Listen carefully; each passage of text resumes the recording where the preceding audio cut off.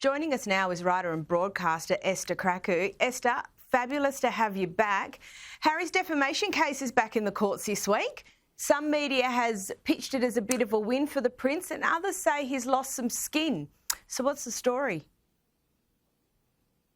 So the High Court judge in this case ruled that the case can actually go forward. So we obviously know that this case that Prince Harry has brought forward is in conjunction with a bunch of other people as well. So Elton John, Elizabeth Hurley, and they're all claiming that the Associated newspapers actually engaged in illegal phone hacking and illegal activities to actually gather information about them. So the win here, quote unquote, is the fact that the case can move forward. The huge kind of loss in this case is the fact that the judge ruled that information that the Associated newspapers, so the publishers of the Daily Mail, for instance, released during the Leveson inquiry back in 2011, I believe, cannot be used in this case. Now, that's a huge blow in the sense that it was, basically one of the only records we know of any sort of testimony that the Associated newspaper has, not necessarily of confessing that they've engaged in phone hacking. Obviously, they deny that in this case and any cases of the past, but actually confidential information regarding how they've gathered information around certain public figures. And from, Prince Harry's earlier testimony this year when he was being grilled by the Associated newspaper's lead barrister, he doesn't seem to understand how these matters work. He actually genuinely believes that all the information that was published about him was obtained via illegal phone hacking. And the barrister really made easy work, like work of him, because he actually highlighted the fact that a lot of the information that they got about Prince Harry was published by the palace. So it's going to be interesting. I mean, the judge does recognize this, I suspect, because he said that, the claimants in this case should temper their expectations. So we don't actually know all the information that these the claimants have to bring forward this case, but it doesn't look very positive, particularly after what we saw of Prince Harry being grilled by the lead barrister. Oh, look, there's plenty more to run on that one. No doubt we'll be coming back to it in a few weeks' time. Now, while Harry and Meghan are desperately trying to panel beat their image, they keep doing things which appear to run counter to that. This week, there's a report of another jaunt on a private jet and a $43,000 date night. The hypocrisy is stunning, isn't it, Esther? It is stunning, considering Prince Harry is the patron of a charity that actually tries to push for sustainable travel. So God only knows why they decided to fly via private jet owned by a Texas oil tycoon from California to Las Vegas when it's really a 4-hour drive. Most people can make that quite comfortably.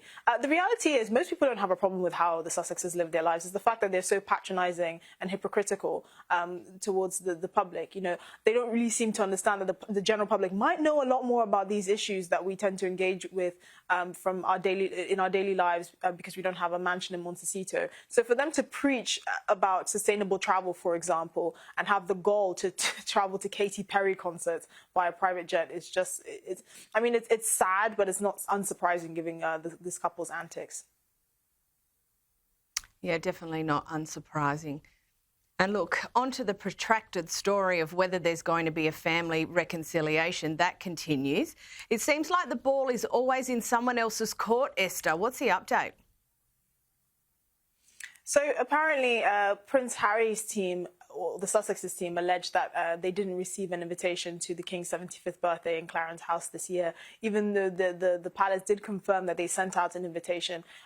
Clearly, the King is trying to extend an olive branch to the Sussexes. I don't know why. It doesn't seem like they'll be very missed if they don't attend the party. But apparently representatives from the Sussexes camp say they didn't receive a letter at all. The question is really, again, like I've said before, is the current stalemate going to calcify? Is this going to be the status quo? Are the Sussexes going to be forever estranged from the royal family? And it looks like that is going to be the case. At the end of the day, when they're preaching about sustainability and flying on private jets and living la vida loca, it really does seem like there's quite a chasm between them and the royal family, at least in the way that they behave. I wouldn't be surprised if the King is more open to reconciling with his son. That is his son after all. But we don't really know what's going on. We know that the two princes, William and Harry, are not on speaking terms, which is not a surprise given the revelations of his book Spare. But we don't really know the details really after that, to be honest. Last week on the show, we talked about how Kate is the most active royal, and this week she's been out and about in camo. Can you run us through this story? Yes, so Princess Catherine paid a visit to the Welsh Cavalry, formerly known as the Queen's Dragoon Guards, which is basically known as kind of the foremost reconnaissance wing of the army. So it's not surprising that she actually wore camo because that is their specialty in the armed forces. But she's taken over a role that was previously a role of the Queen Mother up until she passed in 2002. And you can really see her engaging with the soldiers during her trip. She actually received a brooch from one of the soldiers, which belonged to the Queen Mother up until she passed in 2002. And this is one of the traditions that we see a king's wife tends to take on this role in the Queen's Dragoon Guard. Now, this week, Prince William was in Singapore for the Earthshot Awards ceremony. Here's what he had to say. The last year has been one of great change and even greater challenge. A year in which the effects of the climate crisis have become too visible to be ignored. And a year that has left so many feeling defeated, their hope dwindling. However, as we have seen tonight, hope does remain.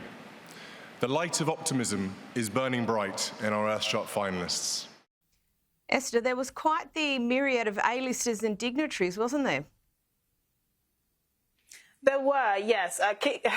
Prince William has the privilege of being surrounded by A-list celebrities, particularly when he has these initiatives that he wants to champion. I will say it was quite a contrast, him being at this Earthshot Prize in Singapore with Prince Harry, because he actually flew commercial and he banned all of his staff from flying private, which is, quite a difference from his brother Prince Harry. But it's amazing that he's been able to champion this cause. Obviously, environmental issues is close to his heart as well as his father.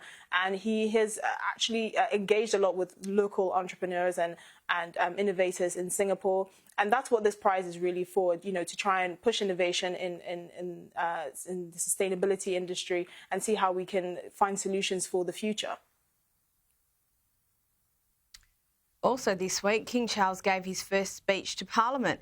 The Princess Royal again accompanied him as the gold stick in waiting. But what were your takeaways, the main takeaways from the speech?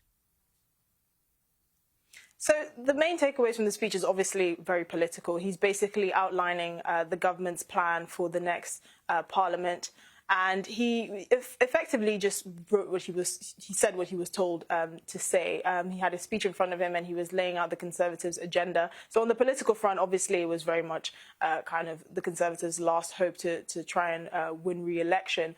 I do remember one part of the speech where you could see it stuck in his throat a little bit when he was talking about the renewal of new oil and gas licenses in the North Sea. Obviously, we know that the king is very environmentally friendly, and so that's not something that would have personally gone down well, but it is the agenda for the government, and he had to be professional and show a sense of duty and not really react to how most people suspect he really felt about it. But overall, it was a good speech. It was very calmly delivered, and he did his job just like he's supposed to. Yeah, absolutely. Now, lastly, a quirky royal rule means that Lady Louise can't be a princess. What's that all about? So Lady Louise can't be a princess. It all has to do with her sort of line or her position in the birth order. So when her father became Earl, when he married and he became an Earl, he wasn't actually given the title HRH, and so he decided with the Queen to not actually grant those titles to his children because it would be inappropriate because they're so far down in the line of succession. But they do have that option if they choose to in the future take up the HRH title. It does seem unlikely though because it would seem a bit improper just given tradition and the fact that they haven't been gifted it since birth, and so why would they want to take it later on in life? And also their privacy was something that was very important to their parents. Esther Krakue, as always, thank you so much for joining us. We'll chat to you in a couple of weeks.